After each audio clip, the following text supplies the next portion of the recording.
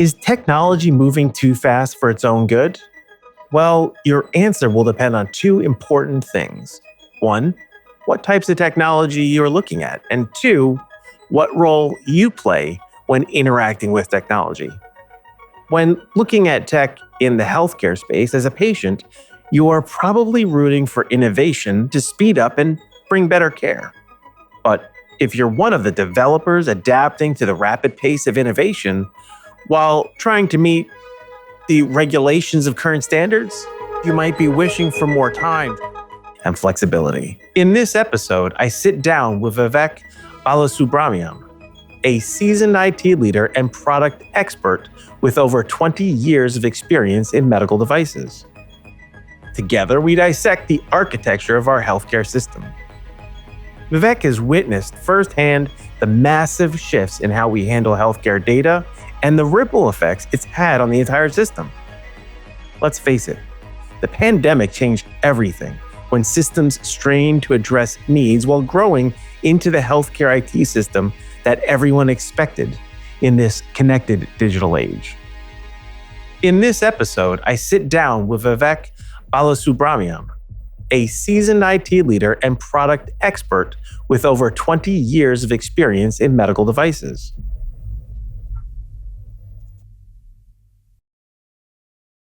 Excellent. Vivek, as we begin this, can you share a little bit more about your journey after finishing school in 2004 to sort of where you are now? So my very early days in undergrad and then right out of school were focused on signal processing with some work in computer vision, acoustic signal processing. I was a computer engineer.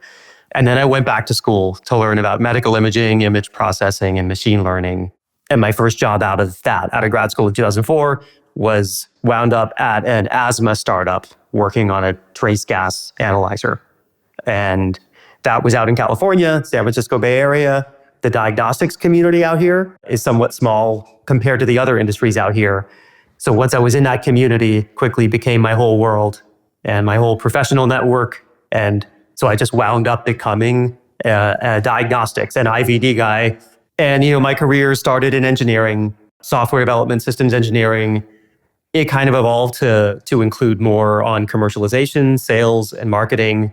And as a backdrop for all of that, the role of software in devices and like health IT was increasing in importance and complexity.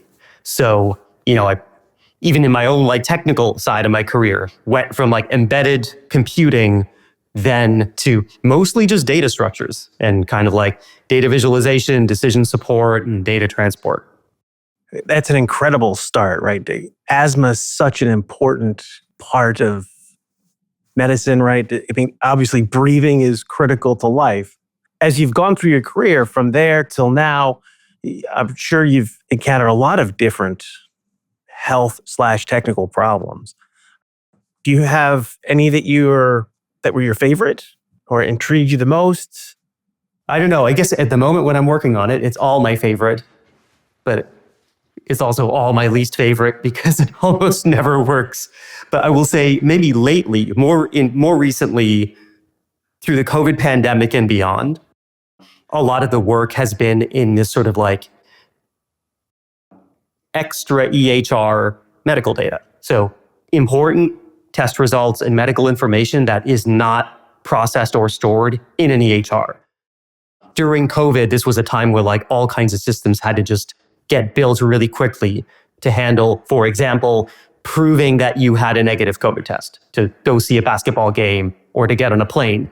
It was wild to like see everything come together so quickly, also in such a crazy haphazard manner. And then the day after the public health emergency got canceled, it all kind of went away. So that was like a unique experience of watching, like, it was the most rapid healthcare related innovation I had ever seen in an industry that's typically way slower than that. Yeah. If I think back to 2004, organizations at that point were just beginning to start using electronic health records. Doctors still had, a folder that had my information in it. Some organizations were starting to have electronic systems. And like you said, The pandemic really accelerated things, pedal to the metal, everything just fast forwarded. So, being from an outside perspective, right, it seems like there's been a lot of rapid acceleration over the last 20 years. Do you think it's been too fast or too slow or just right? Is anything ever really just right? I think as an outsider in health IT, and I'll say I'm an outsider because like the number one consumer of health IT data is payers. And I've never worked for a payer and I'm not a payer. And then the number one producer is a provider. And I'm not a provider, I'm just an engineer. So everything I do is trying to understand like two groups that I have no direct experience. But as an outsider, I think it has been too slow. It continues to be too slow. And I think in large part, everyone as a patient would have this experience where it just seems like the person that you need to get information about you doesn't seem to have it or like doesn't seem to acknowledge it. And I think we still have a system in the US that is optimized for payers. And providers do it so that they get paid. And they put in the data that lets them get paid. And everybody else, we're all like bolted on sub consumers and second thoughts. Yeah, that makes sense that it's all about the money. And so money drives behaviors. What other pressures have you seen that has forced technology to change?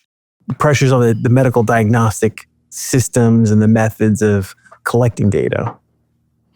I think with the types of devices I've worked on, typically we're trying to build a new kind of diagnostic. So if you're dealing with some chronic disease, we're trying to like add a new dimension to that.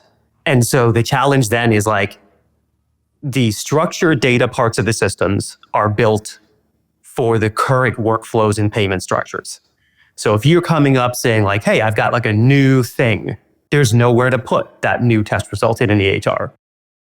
And so that adoption curve slowly adds pressure. And in some areas, things are very mature and you can see that there's lots of innovation. So medical imaging, right?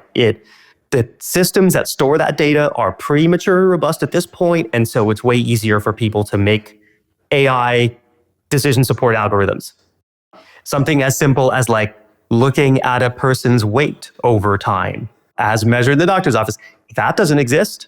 Seems like that would be easier, but it's not because data is not, something makes it not usable as the imaging data.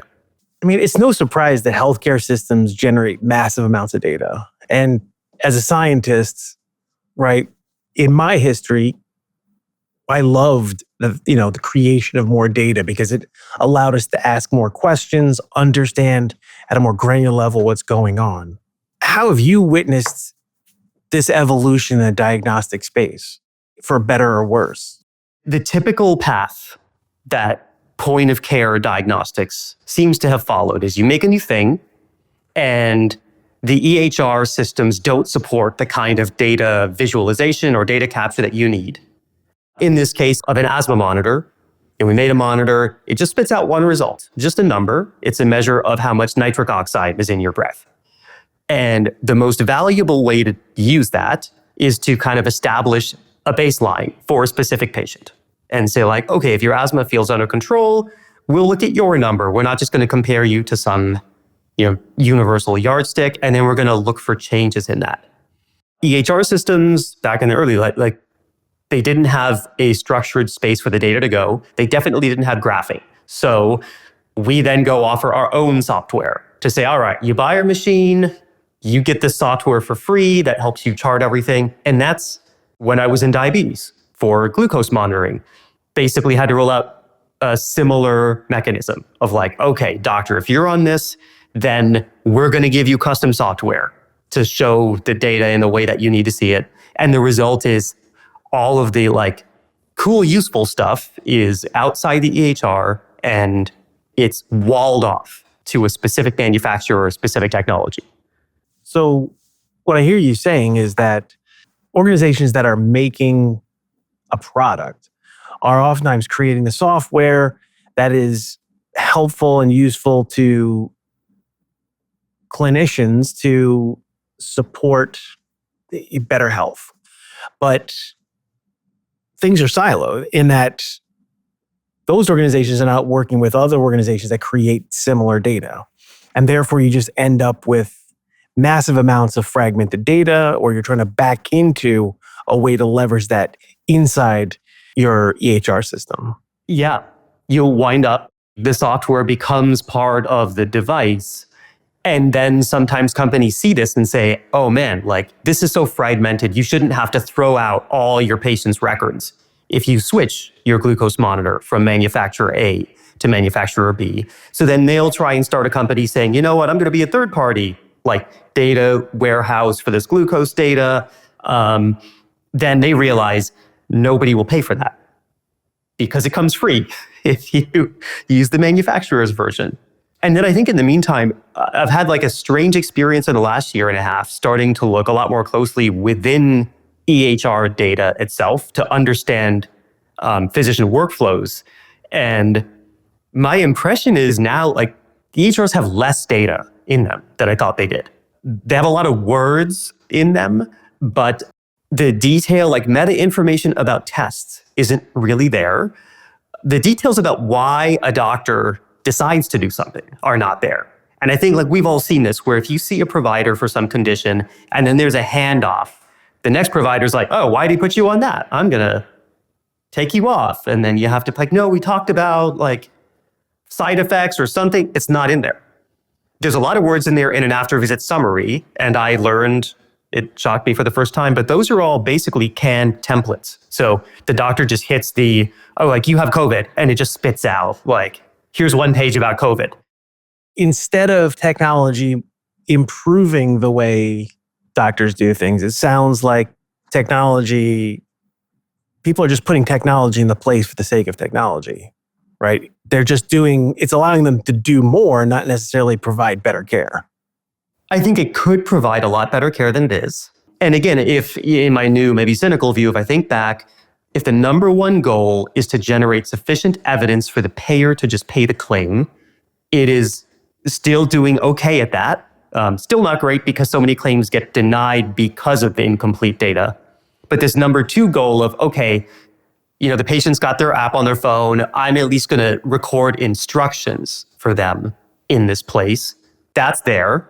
But using an EHR as like a true repository to enable a whole care team to stay synced, my experience as a manufacturer and a patient, that's not happening. And it seems like it should be, but something is stopping it from happening.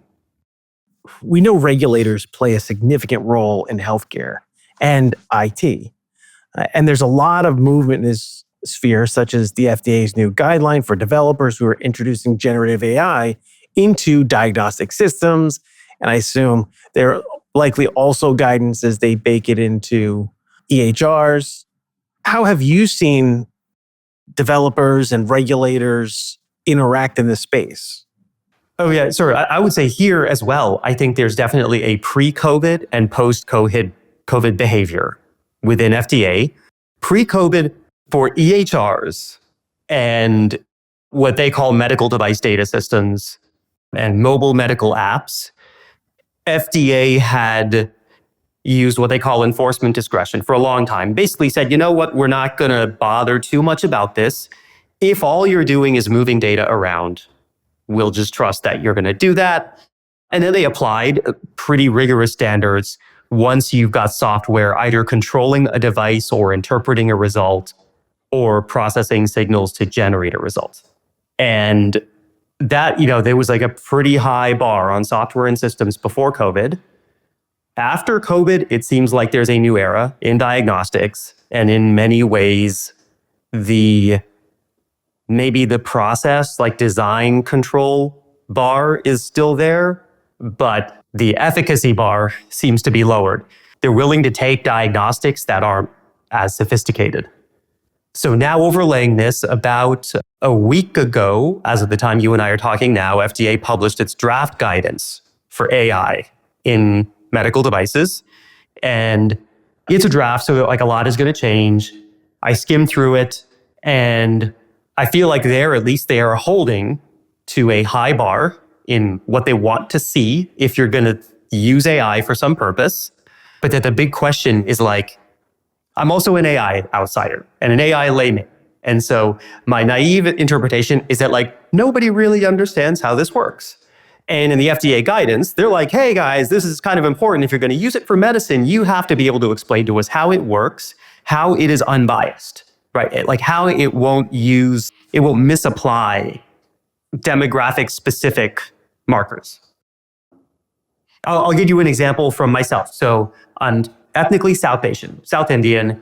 I had laser eye surgery 10 years ago and talked to my eye doctor, and he measured my corneal thickness. And he's like, yeah, because a lot of South Indians have thin corneas. If you get LASIK, your cornea like just gets sliced open. And he's like, they found that out the hard way when they brought LASIK to India. So if somebody is going to bake in some kind of decision tree, I hope their algorithm would use that information and, not apply well, you're American, you must have a European background and therefore have these wonderful thick corneas. But so FDA is asking for a lot of proof that I don't know if it's even possible for somebody to come up with this proof with the current structure of like the AI that is getting people excited. Right. And if you're putting in your racial information into an algorithm, right? It can easily be seen. Yes, you're South Asian, south of India, you're likely predisposed to have these issues, but people can also look at it as a way to marginalize potentially. Algorithms could accidentally, unintentionally marginalize a certain population, a certain demographic based on age, etc. Or even just get trained wrong. And I think in the guidance, FDA even references, I guess, one of the famous cases about, machine learning system being trained wrong. I think it was being trained to categorize breast lumps or tumors. Did 100% on the training data set. And then it turned out it was just like zero sensitivity in real world data because all of the training set images had been pre-classified. And so the bottom of the image had a little ruler on it. And I quickly learned like, oh, if I ever see a ruler, you have cancer. So they, in their guidance, they're like, hey, you not do that and show us how your system is robust against things like that. And I don't know how, who's going to be able to write that file? Who is going to review it on FDA side? How long is that review going to take? When we think about generative AI being introduced into healthcare, right? One of the metrics people use and look at the progress of models is, can it pass the bar exam? Can it pass the MCATs or all these different tests? And they've even done a study where some of the latest models are better than what doctors would do given the same information. So do you see generative AI, fitting into this narrative or struggling because of regulation? Do you think that regulators are going to bend? I mean, because generative AI fundamentally is probabilistic, right? You ask it the same question, it gives you a different answer. Similar, but different. Yeah, on purpose. And I'm hoping if people are talking about classifiers, then I think eliminating like the randomness will probably be key to getting stuff through. If they're talking about generated elements, I think part of what FDA is putting in the guidance as maybe the mechanism to let innovation happen is a larger burden on post-market surveillance. So that like when you're looking at this output, which algorithm, which version, can you test it, view it in the wild over time? That's going to be a little bit strange. I feel like that's going to run up against HIPAA, which sort of says as a manufacturer or like the person running the software, it really restricts what you're allowed to do with that data. And I don't think HIPAA would let a manufacturer use real world patient data to tweak algorithms or to investigate performance against demographics. I also think we can see what's going to happen just based on what's happening in the world at large right now, right? Like There will be some killer apps generated by AI will be embraced in healthcare. It will do better than, on average, the average doctor.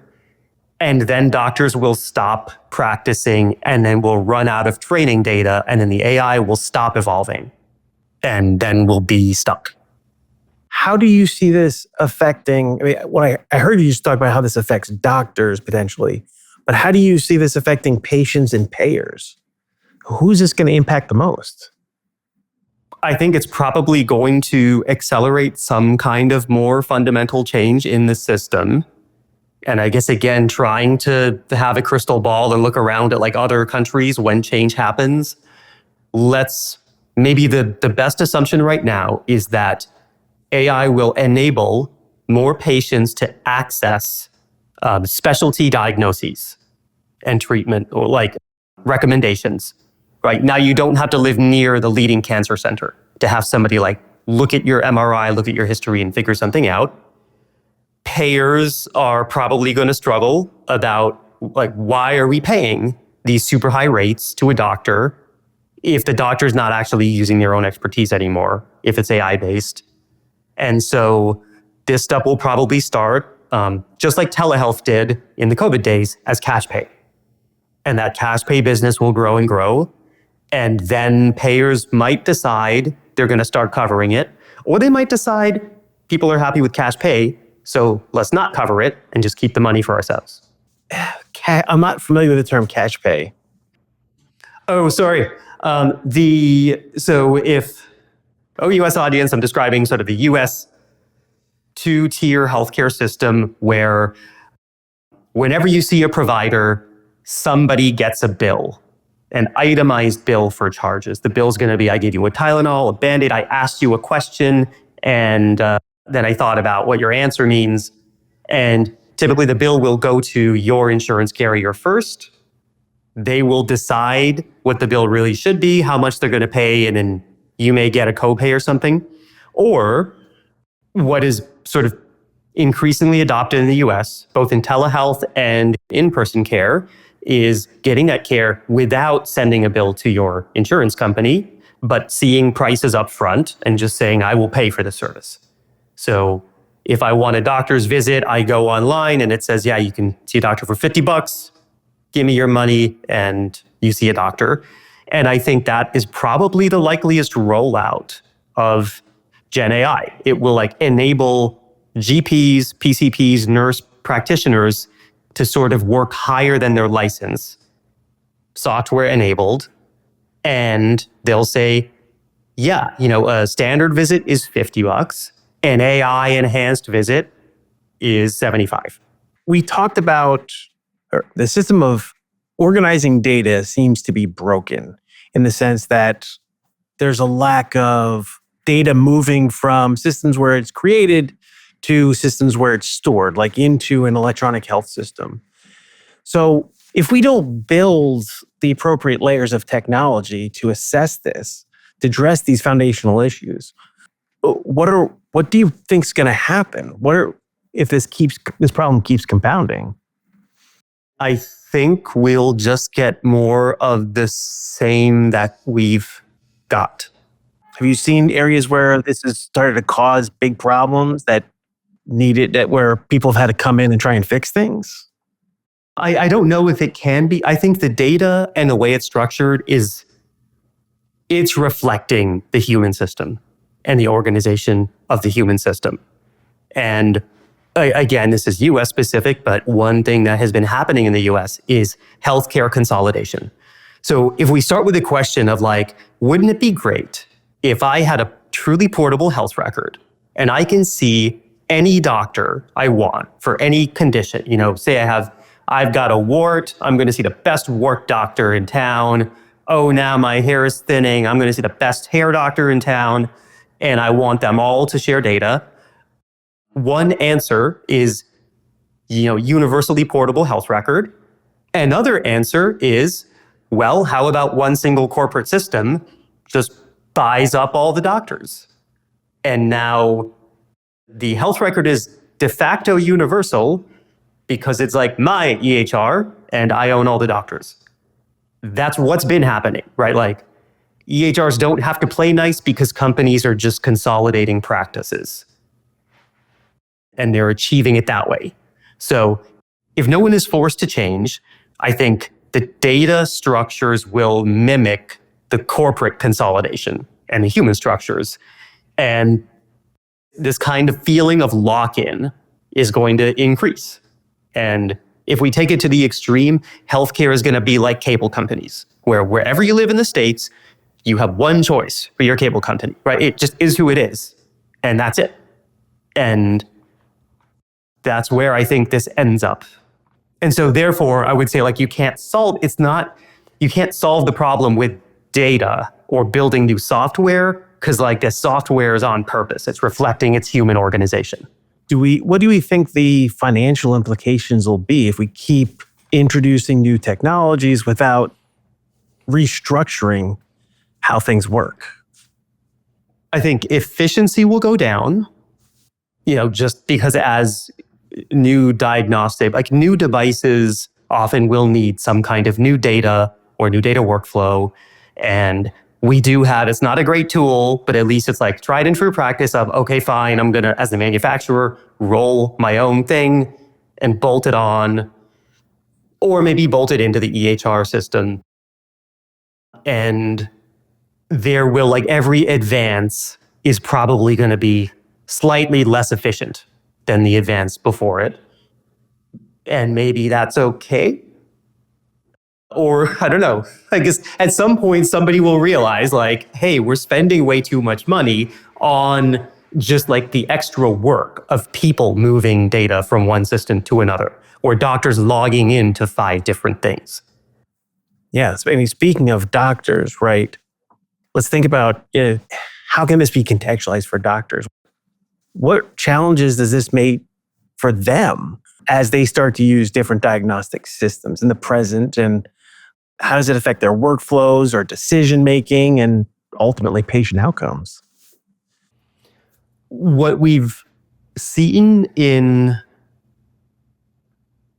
it's weird. I was going to say what we've seen in point of care testing and then give you an answer. But then I realized like we already have sort of seen this huge negative effect in that. So we had COVID, big pandemic.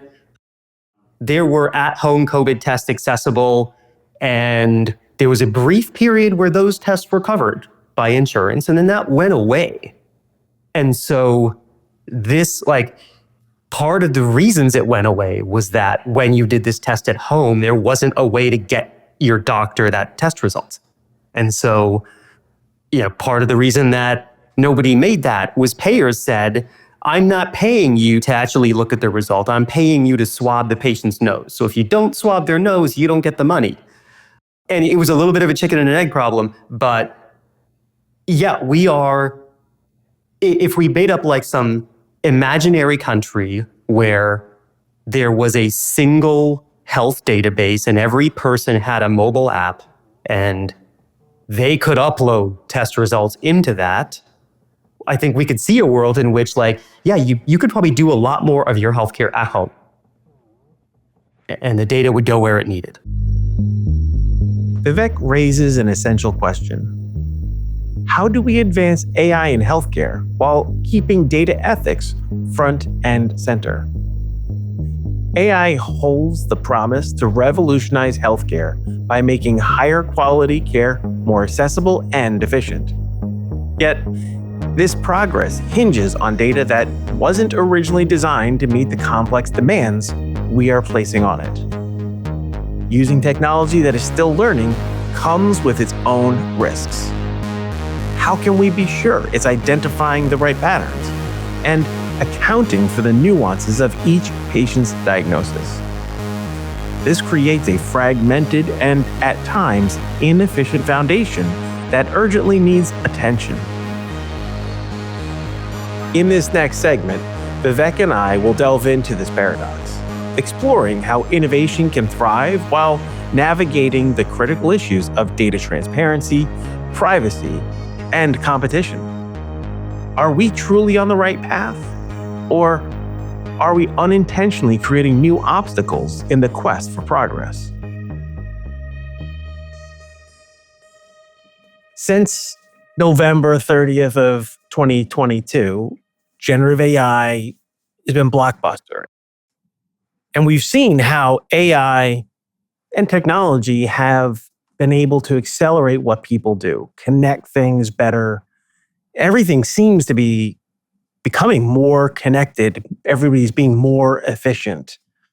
But it sounds like this is sort of on its head, that in the medical health field, it seems like it's the exact opposite, and that things are not getting more connected. They're becoming more and more, as people use technology more and more, just becoming more and more fragmented, and that we're coming to a collision point.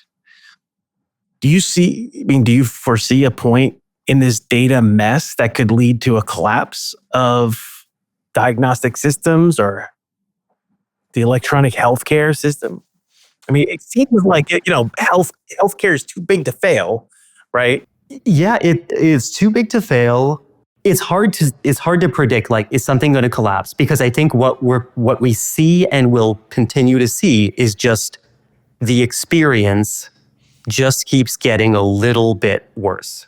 And there's also a lot of resistance from providers to use all the extra software, right? So we make this asthma monitor, for example, and we say the best way to use this is to look at a trend of your own patient's baseline, but you need to log into this other thing to do that. Doctors will say, like, no, I'm just going to use it as a machine. I'm going to use it like a thermometer. So, if you use thermometer and 98.6 is good, anything above is bad, great, the end.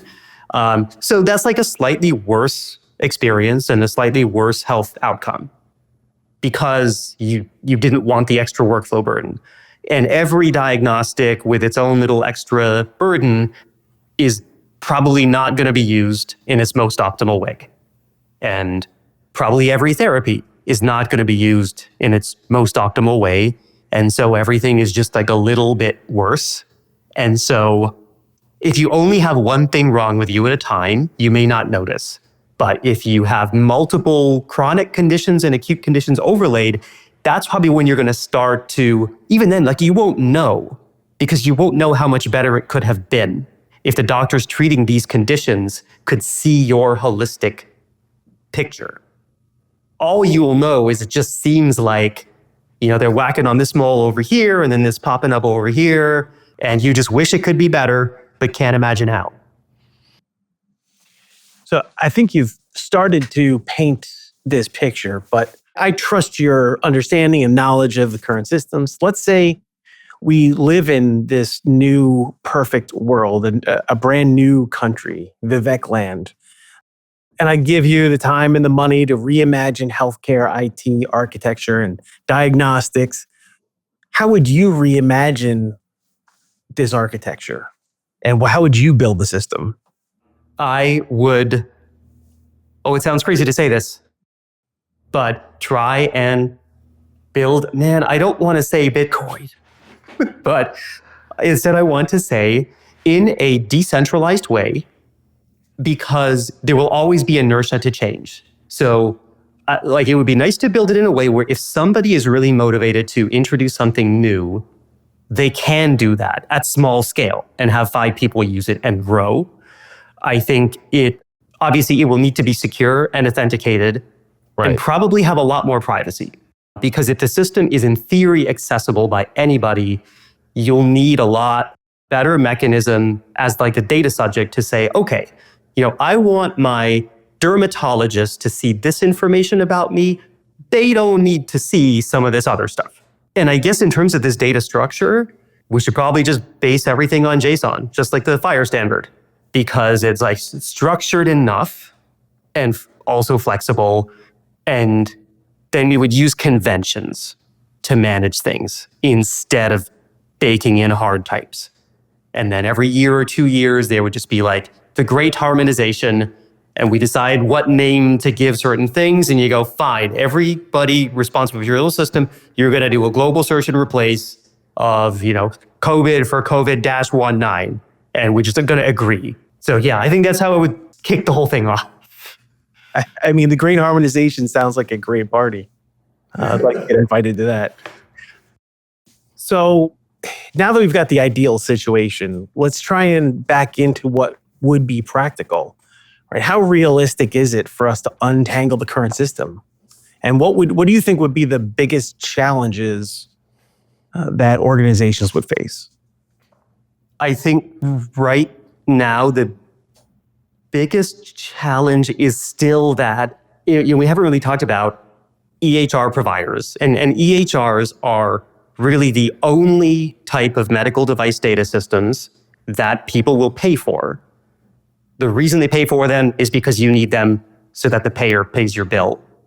But the different EHR manufacturers have historically, interoperability is seen as a competitive threat. People don't think, interoperability means the whole system works better. They think now it's easier for my customer to switch from EHR number 1 to EHR number 2. If there was a way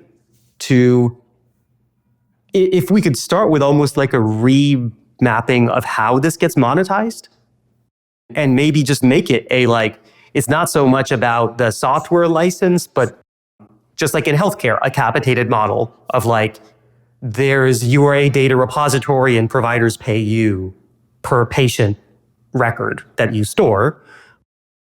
But at least opening up interoperability a little bit more, using technologies that are already there. Fire's already there. Epic, one EHR manufacturer, has something called the App Orchard, right? They're building mechanisms for people to insert applets and workflows into their system. And I guess somehow a coordinated human push to do that might organically evolve into that part of the EHR being bigger than the traditional part. And if somebody then says, oh, you know what? Why don't we even just take the traditional part and get rid of it or rewrite it in the new sort of semi-structured format that exists today, but just needs to be built up? The promise is that new technology can improve healthcare, but healthcare can also drive innovation in technology. Iron sharpens iron. So as we try to untangle this web that has been created by the structures that are in place, which force do you think has to take the lead in improving the other? I think I know the answer, but... Well, then you tell me the answer. It sounds like it's the payers that have to realize they have to change. Would we need an outside authority to come in with a carrot or stick to get... Because it sounds to me, by using our conversation, that the payers, everything is run by the payers, right? Yeah, I do feel like everything is run by the payers. And I'm glad you said it first. And I think they're either through active regulation, which may or may not work. It's been tried before and kind of didn't really work. But maybe the carrot for payers is to say, hey guys, if you push for cleaner data, more interoperability, this is going to help you verify claims. Or when patients have a care journey that spans different provider networks, this is going to help you maximize the efficiency of care or reduce unnecessary care, however we word it. But hey, if you had a better picture of the patient, you would be able to really incentivize all providers to reduce redundancy and be efficient.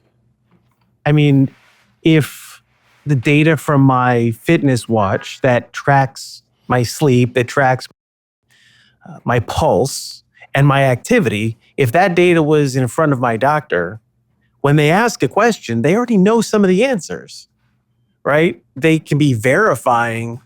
So Jonathan, have you been running 5 days a week like you said you were?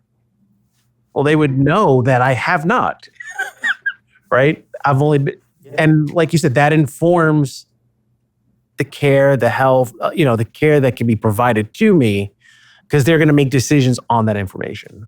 We're dealing with a massive and complex system that's evolving so quickly.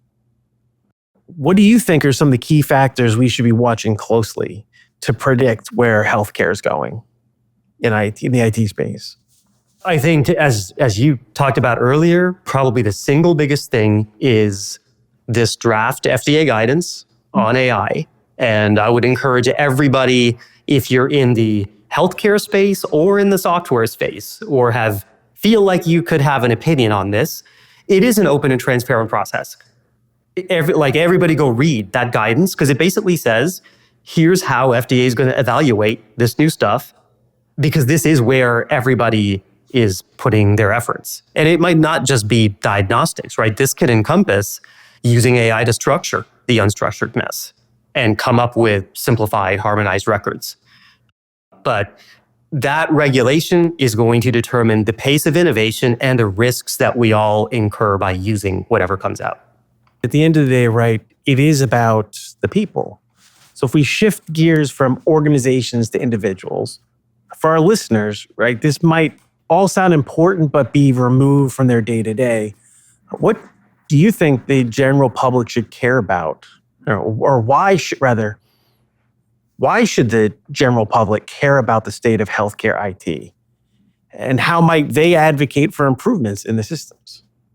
Yeah, I think the number one reason to care is something we've all faced for ourselves or for our kids, where you took your kid to 2 different doctors to try and treat the same thing, and that whole thing was just so painful, and it seemed like those 2 doctors had never even looked at a chart.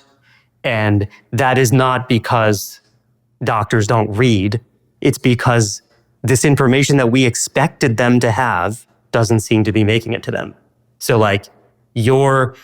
our visits are too long without being fruitful. We got to jump through way too many hoops, from getting appointments to dealing with providers to then getting it paid for. And all of that is because the data is everywhere and can't seem to move around. Yeah, this is a hard problem, right? It's a balance between data transparency and also data privacy simultaneously. Yeah, and data hoarding, right? The biggest reason it doesn't move is the people who get it feel like they don't want to give it up. Silo data. Vivek, this has been absolutely insightful. Thank you so much for taking this time to talk with me. Thanks very much for having me. It was a pleasure having Vivek on the podcast today. Our conversation left me with more questions than answers, which I think speaks to the complexity of this topic.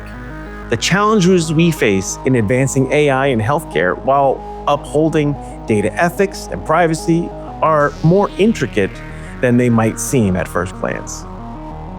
I find myself wondering, do we truly have the capacity to make meaningful changes right now? Or are we still laying the groundwork for a shift that's yet to come? I'd love to hear your thoughts on this. How do you see these issues playing out in the near future? Thank you for tuning in to this episode. For more information, visit our website at convergetp.com, and don't forget to subscribe to Edge of IT on Apple Podcasts, Spotify, Amazon Music, or wherever you listen to your favorite shows.